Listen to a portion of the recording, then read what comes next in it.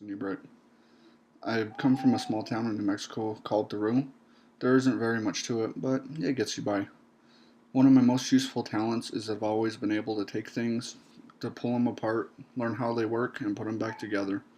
I've had a really successful career in maintenance doing this. However, due to a recent injury, I can no longer be in maintenance. So I've looked into Full Sail and decided that I wanted to go into sports marketing and media. As I've progressed through Full Sail, I've realized that there's a lot that I need to learn, including public speaking.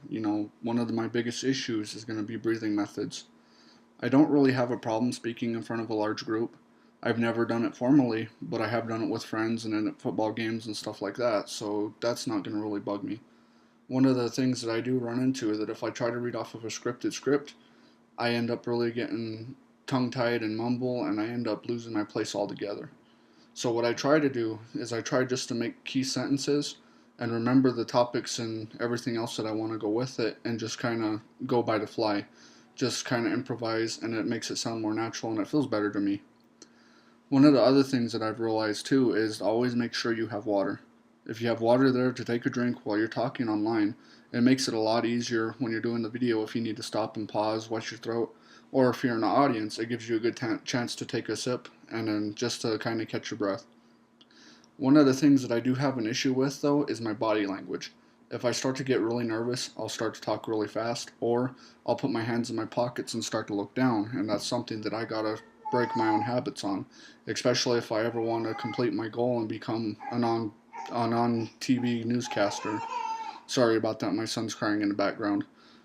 Um, the only way I could think to beat my fear is to just keep doing it, to set myself up to go out there and go in front of people and publicly speak. The more experience I have, the better off it will be. Other than that, I don't really know. There are a few things that I could work on. I know my inflection, my tone. I need to raise my volume sometimes, but most of the time it's not too bad. As you can hear, I've got tongue tied a couple of times through here because I'm trying to think of things to say and I'm trying to rush myself. But it's one of the things that I'll have to deal with.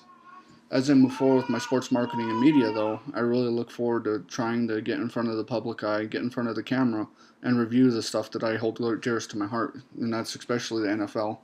I love professional football, and that's the whole reason I got into this.